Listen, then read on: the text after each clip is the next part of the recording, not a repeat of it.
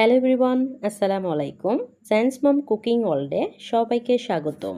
আজকে আমি আপনাদের সাথে শেয়ার করব বাসায় থাকা কয়েক রকমের ডাল দিয়ে খুব সহজেই বাসায় যে কোনো সময় ঝটপটে এই হালিমটা বানিয়ে নিতে পারবেন। আর খেতেও হবে প্যাকেটের হালিমের মতোই। চলেন আমি কিভাবে হালিমটা বানাচ্ছি আপনাদের সাথে শেয়ার করি। হালিমটা বানানোর জন্য আমি এখানে মসুর ডাল নিয়েছি মাসকলার ডাল, নিয়েছি পোলার চাউল, খেসারির ডাল নিয়েছি আস্ত ভুট্টা, আর এখানে নিয়েছি আমি মুগ ডাল। সবগুলো কিন্তু আমি সমান সমান করে নিয়েছি। আপনারা পরিমাণটা সমান রেখে বেশি পরিমাণ বানাতে চাইলে আরও বেশি পরিমাণ নিতে পারেন। শস্য দানাগুলো হালকা আস্ত রেখে এখন ব্লেন্ড করে নিচ্ছি। এদিকে আমি পানি ফুটিয়ে নিয়েছি। একদম ফুটন্ত গরম পানি একটি পাত্রে আমি ঢেলে নিচ্ছি পরিমাণ মতো। এখন এখানে দিয়ে দিব যে শস্য দানাগুলো আমি ব্লেন্ডারে ব্লেন্ড করে নিয়েছি সেটাই দিয়ে দিচ্ছি। পুরোটাকে আমি একেবারে ঢেলে দেইনি, একটু একটু করে দিয়ে দিচ্ছি। আর হ্যান্ড উইক্সের সাহায্যে আমি মিশিয়ে নিচ্ছি, তা না হলে দলা পেকে যাবে। এই জন্য এভাবেই আমি মিশিয়ে নিচ্ছি। আমার কিছুটা পরিমাণ আগে বানানো ছিল এই শস্য দানাগুলো, সেটাও দিয়ে দিয়েছি, সেই জন্য পরিমাণটা একটু বেশি হবে।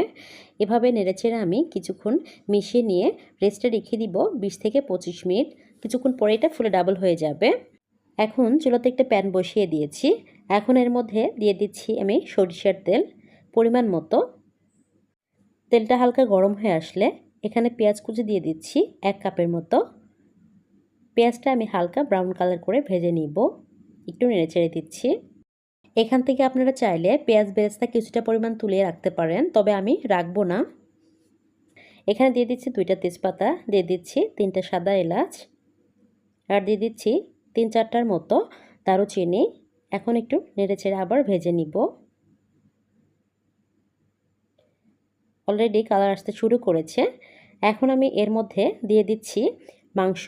গরুর মাংসটা আমি এখানে হাড় চর্বি সহ নিয়েছি, আর হাড়গুলো একটু বড় রেখেছি, আর মাংসগুলো একটু ছোট ছোট করে কেটে নিয়েছি।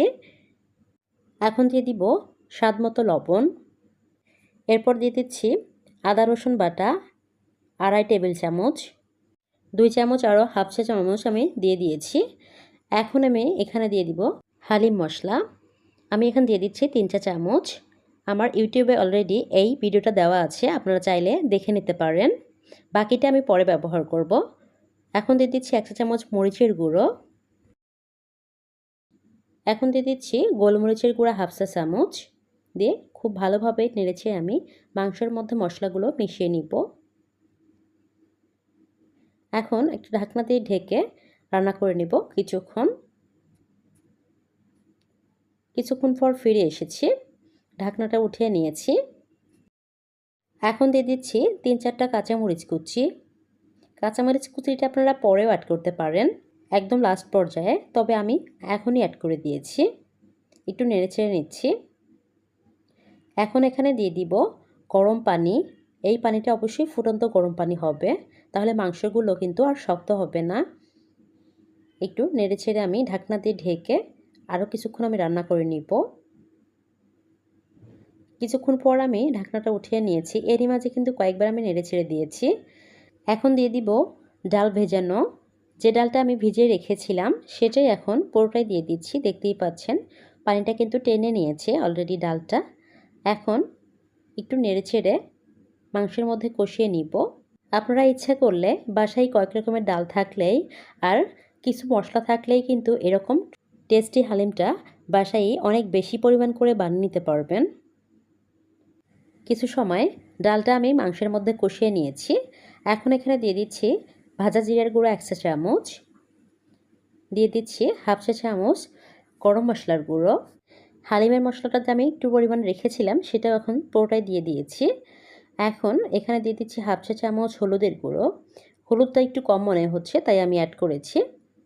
এখন নেড়েচেড়ে মশলাগুলো আবার মিশিয়ে নিয়েছি। এখন দিয়ে দিব ফুটন্ত গরম পানি পরিমাণ মতো। ডালটা সিদ্ধ হওয়ার জন্য যতটুকু পানি দরকার ততটুকুই পানি দিয়ে দিচ্ছি। এরপরে আর কোনো রকম পানি এখানে অ্যাড করা যাবে না। এখন ঢাকনা দিয়ে ঢেকে চুলার আঁচটা মিডিয়াম টু লোতে রেখে রান্না করে নিব কিছুক্ষণ পর ঢাকনাটা উঠিয়ে নিয়েছি।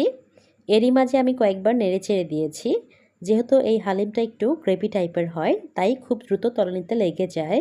হালিম রান্নাটা হয়ে গিয়েছে, চুলা থেকে আমি নামিয়ে নিব। কিছুক্ষণ পরে কিন্তু ঝোলটা আরও গাঢ় হয়ে আসবে। কিছুটা হালিম আমি সার্ভ করে নিয়েছি। কয়েক রকম শস্যদানা দিয়ে বাসায় খুব সহজেই বেশি পরিমাণে হালিম বানিয়ে বাসার সবাই এনজয় করতে পারেন। ভিডিওটি ভালো লাগলে প্লিজ লাইক কমেন্ট শেয়ার করবেন। আর যারা আমার চ্যানেলে নতুন তারা প্লিজ আমার চ্যানেলটা সাবস্ক্রাইব করবেন পরবর্তী কোনো রেসিপি দেখার জন্য। ভিডিওটি দেখার জন্য অসংখ্য অসংখ্য ধন্যবাদ। সবাই খুব ভালো থাকবেন। আসসালামু আলাইকুম।